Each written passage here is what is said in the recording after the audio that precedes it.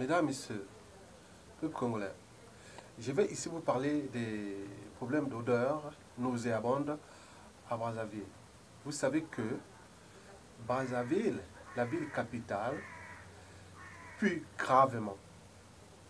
Et oui, des odeurs nauséabondes. Et pourquoi ces odeurs? Vous savez que quand on parle d'odeur, on pense tout naturellement en nuisance olfactive. Mesdames, Messieurs, les nuisances caractérisent généralement un fait, une source perceptible, provoquant une souffrance vécue ou subie. Souvent, en termes de santé publique, on parle de problématiques de nuisance. Mesdames, Messieurs, peuple congolais, vous savez qu'en écologie ou en environnement, et voire en termes de santé publique, et quand on parle de nuisance, on pense à plusieurs formes de nuisance. Et parmi elles, je peux vous citer déjà, par exemple, les nuisances sonores, le bruit, évalué en décibels. Et parmi ces nuisances, il y a aussi les nuisances visuelles, c'est qu'on voit. Et par exemple, les affiches, les graffitis, ou tout ce qui est sale, qui se voit visiblement que c'est sale. Ça, c'est les nuisances visuelles. Après, vous avez les nuisances olfactives, que je vais vous parler. Et ça, c'est lié aux odeurs. Et enfin, je pourrais vous citer aussi des nuisances électromagnétiques.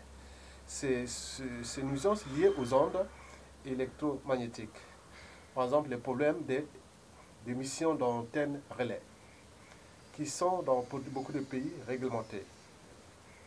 Et tout le fonctionnement du cerveau. Et peuvent avoir des conséquences au niveau des perturbations déjà neurologiques, mais aussi, on parle même génétique.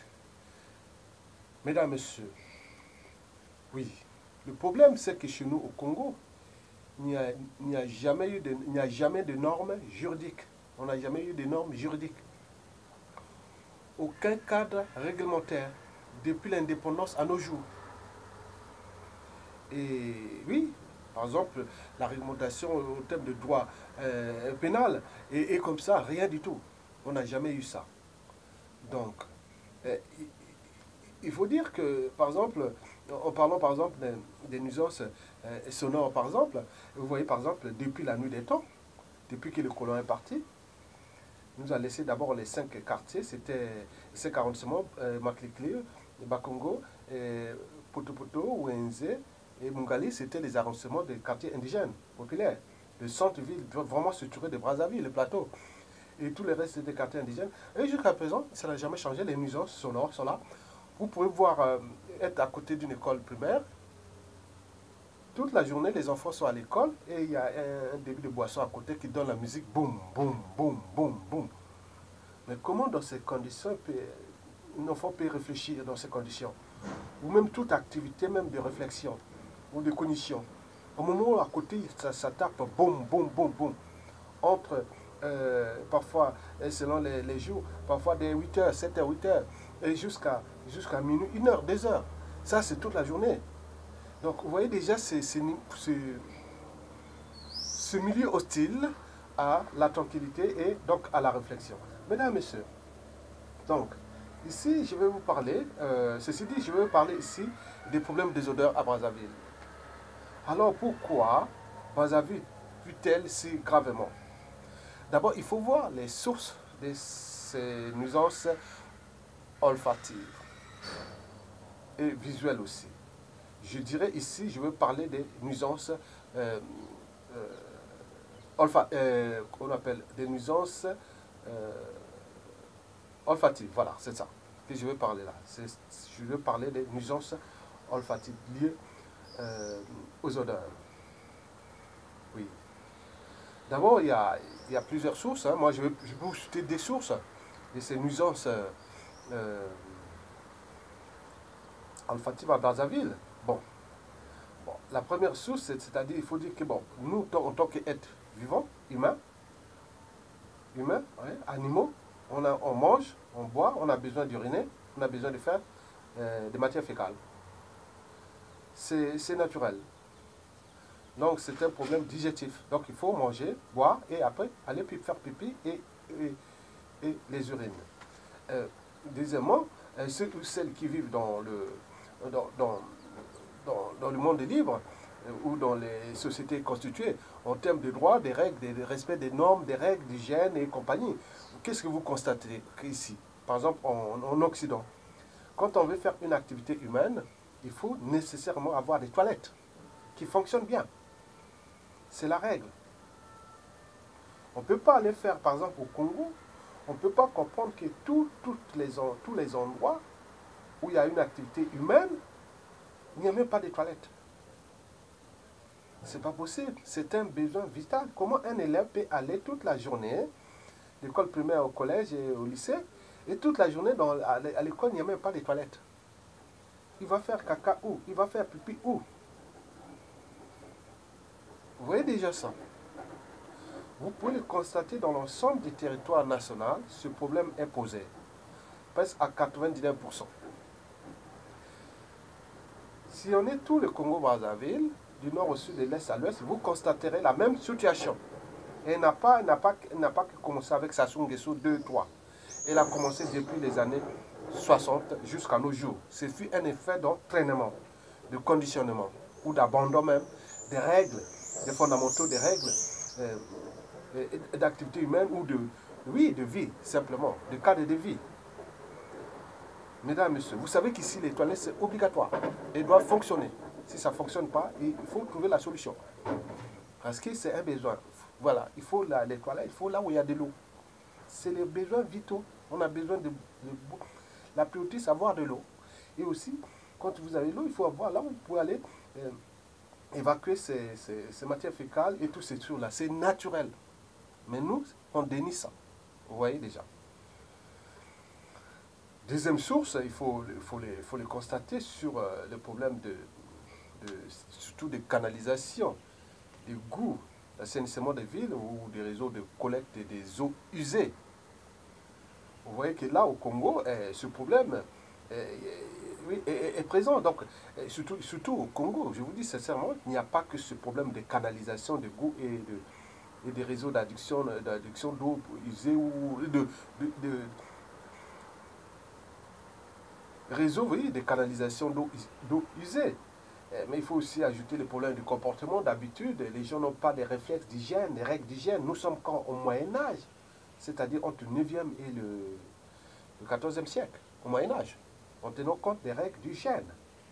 Non, il n'y a pas de règles d'hygiène au Congo-Brazzaville. Que ce soit au niveau de ces problèmes de cadre de vie, de canalisation d'eau usée, que ce soit des problèmes de l'alimentation, il faut voir les marchés, et autres, c'est bouillon de culture pathogène. Donc nous sommes là au 21e siècle, mais nos cerveaux, notre mentalité, habitude de comportement sont restés encore au Moyen-Âge. Et c'est que les Congolais ne savent pas. Bien sûr que c'est un fait d'entraînement, de conditionnement à ce niveau-là, par les différents régimes politiques successifs. Mais le problème aussi, c'est qu'on ne laisse pas les gens qui ont l'esprit d'avancer ces sociétés prendre le contrôle de ces pays. Le cas du Congo-Brazzaville avec notre zone France-Afrique est flagrant. Emmanuel Macron, nouveau jeune président, associé avec le mafieux là, breton là, Jean-Yves Le Drian, qui en tête Sassou Nguesso à se maintenir au pouvoir et en utilisant la violence contre son peuple. Dès que quelqu'un veut bouger, il emprisonne ou il tue. Bon, vous voyez dans ces conditions, ça se passe en zone France-Afrique. Et toute la matière glisse maintenant à l'extérieur. Et qu'est-ce que ça fait? Le pays s'enfonce dans ces conditions de nuisance olfactive. Donc, je parlais ici de deux sources. La première source, c'est qu'on fait caca. On est obligé de faire caca. Il faut des toilettes, mais nous n'avons pas ces toilettes. On n'a même pas de normes. Vous pouvez constater dans tous les pays, il n'y en a pas. Deuxièmement, c'est le problème des réseaux de canalisation, de goût, des eaux usées. Et voilà, je vous informe que si vous voyez par exemple, le cas de la ville de Brazzaville, par exemple, 10% des réseaux de- de- de- d'évacuation des eaux usées n'est que celui que le colon a laissé au centre-ville. Donc 90% de la ville n'est même pas connectée au réseau de canalisation des égouts. Ou même des toilettes, tout ce qui peut rester des toilettes et autres. Vous sortez du centre-ville, tous ces réseaux, si on fait la géodésie de cette ville, et on pourrait voir que au niveau de la, au niveau de ces réseaux, ils n'existent qu'au centre-ville. Mais c'était qui a fait ça? C'est le colon. Depuis 1960 jusqu'à nos jours, personne n'a pensé à ça, au terme d'urbanisme et de l'habitat, du cadre de vie. Les villes sont parties comme ça, hein. Les arrondissements sont. Déjà, il faut le dire qu'il faut que je vous souligne que déjà avant l'indépendance en 1960, nous avions 5 quartiers de Brazzaville. Au sud, Makelekele et Congo. On passe au centre-ville, les plateaux, et après on va les quartiers nord, c'est-à-dire commencer à Potopoto, Mongali et Wenze. Mais ces quartiers, c'est des quartiers des indigènes, mais il y avait des axes vraiment nécessaires pour canaliser, pour mettre le réseau d'adduction d'eau ou de canalisation des égouts. Mais ce n'était pas important par rapport à ce qu'ils ont fait au centre-ville de Brazzaville. Et là, après l'indépendance, personne n'a pensé à ça. Regardez ceux qui font les loges de la période de 1960 à 68 qui font les loges là. Regardez au terme de structure de la ville, qu'est-ce qu'on a fait? On a pensé rien du tout. Tout a fonctionné un peu normalement jusqu'aux années 65-68 parce que tout s'est dégradé. On se vit ça dans toute l'Afrique noire après l'indépendance. Francophone, je parle d'un côté francophone, avec les différents régimes. Donc vous voyez que ça pose problème. Donc nous gérons là les conséquences de ce que nous n'avions pas pu faire en termes d'irresponsabilité politique à l'échelle locale, c'est-à-dire à l'échelle de Brazzaville. N'oublions pas la deuxième ville du pays, Pointe-Noire, la ville capitale, la capitale économique, la capitale pétrolière la plus sale du monde aussi. Vous voyez donc c'est un emballement général. Mesdames, Messieurs, oui, si vous prenez la première et deuxième source, par exemple à l'échelle de la ville de Brazzaville, vous avez là un bouillon de culture, non seulement pathogène, mais également nuisible en termes d'odeur, oui, aussi de ce on peut parler en santé publique. Oui. Donc, l'ensemble combiné de cette nuisance sonore, plus les nuisances olfactives et aussi les visuels et compagnie, c'est jamais vu. Est-ce que les gens, il y a des gens qui ont un cerveau, qui ont fait des études, pas seulement dit docteur, professeur, ingénieur, autre, non. Est-ce ils savent lire, écrire et compter et avoir un esprit qu'ils sont dans un cadre et qu'il y a des problèmes d'hygiène, oui, simplement des nuisances, c'est-à-dire des nuisances visibles. Mesdames et messieurs, pourquoi Brazzaville pue-t-elle si gravement? D'abord, à cause des comportements précités, tant seulement politiques, et qui, au niveau des citoyens, les citoyens n'est pas éduqués à, à, à l'hygiène, aux règles d'hygiène. Ça s'apprend dans certains pays, depuis l'école primaire, collège, lycée, université et autres. Au niveau de la population, on éduque la population à respecter les règles d'hygiène et autres. Chacun peut le faire. Mais là, il y a eu quand même un abandon général de la classe politique. Les différents maires de Brazzaville, depuis 1960 jusqu'à nos jours, on a les listes, ils sont là. Moi, j'ai les listes là. Mais quand on voit leur politique, rien du tout. C'était que les auxiliaires des tyrannies et qu'eux, ils étaient là vraiment pour se relever au rang social, soit le fait d'être maire, c'est tout. Donc, en termes de pensée, il n'y avait rien. Bon, Brazzaville peut-elle. Bon, parce que plus rien ne marche ou ne fonctionne dans cette ville, capitale du Congo, oui. Il faut voir déjà le réseau d'adduction d'eau potable, c'est n'importe quoi. Quand on voit les canalisations des égouts, rien du tout. Voilà. Que ce soit des trucs d'électrification. Et quand vous rentrez dans les villes de Brazzaville, là, vous voyez que il y a souvent les caniveaux sur les routes. Regardez à Paris, partout les villes, on peut voir ça. Non, il n'y a pas. Et donc, ces trucs-là se tassent et les gens viennent jeter tout là. Et donc, tous ces déchets s'accumulent au coin des rues, au coin des maisons, puisque les gens viennent faire déféquer sur le bord là, et pissent dans la rue, et tout ce monde-là, donc ça devient un bazar. Donc ça peut.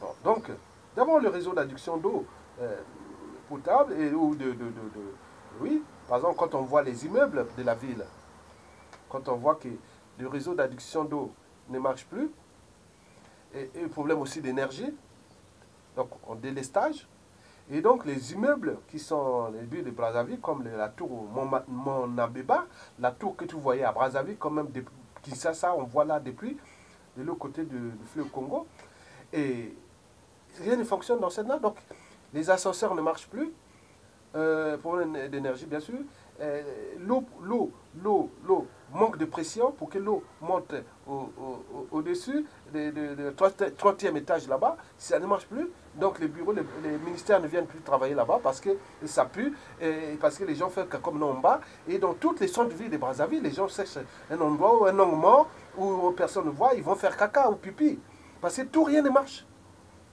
Donc, imaginez ça au centre-ville. Mais combien de fois dans les quartiers populaires? Et souvent le jour ou la nuit. Donc ça pue, ça pue. Je vous informe que au Congo, il n'y a aucun réseau, il n'y a pas un réseau de collecte de ces eaux usées. Les toilettes au Congo, 90% des Brazzaville, 90% des toilettes sont individuelles. Les gens creusent des trous dans leur maison pour faire les trucs des toilettes. 90% de la ville. Vous imaginez? Donc tout ça, ça peut. Et les gens sont habitués aux odeurs.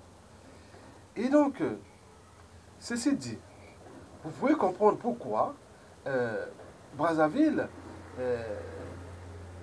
pue. Parce que, or, le centre-ville, je vous l'ai dit, qui est 10%, dans 10% des câbles très bien connectés au réseau, je ne sais pas où est-ce qu'ils éjectent les eaux de la ville. Je pense qu'ils doivent les éjecter soit sous la rivière Foix ou sur le Djoué, non pas le Djoué, ou peut-être oui, mais et surtout le fleuve Congo, autour du plateau. Mais 90% du reste de la ville, pas de réseau de collecte des eaux usées. On est bien d'accord? Et ça, c'est dans toutes les villes du pays, depuis 1960, je vous répète. Donc il n'y a rien. Imaginez ceux qui vivent dans n'importe quelle ville d'Europe, dans quel quartier d'Europe, ou d'Occident, ailleurs. Vous voyez que là où vous êtes, donc les toilettes, c'est vous-même qui va créer les toilettes. Les immeubles et tout ça, c'est les toilettes même là sur place. Donc il n'y a pas de réseau, non. Mais les gens se disent, merde, député, pourquoi? Vous imaginez? Donc c'est une irresponsabilité politique et chronique que on pourra faire des témoignages depuis 50 ans jusqu'à nos jours, depuis ces années-là. Voilà. Donc, personne n'a plus de responsabilité pour repenser la ville. Rien du tout. Mesdames et messieurs, peuple congolais, il faut voir que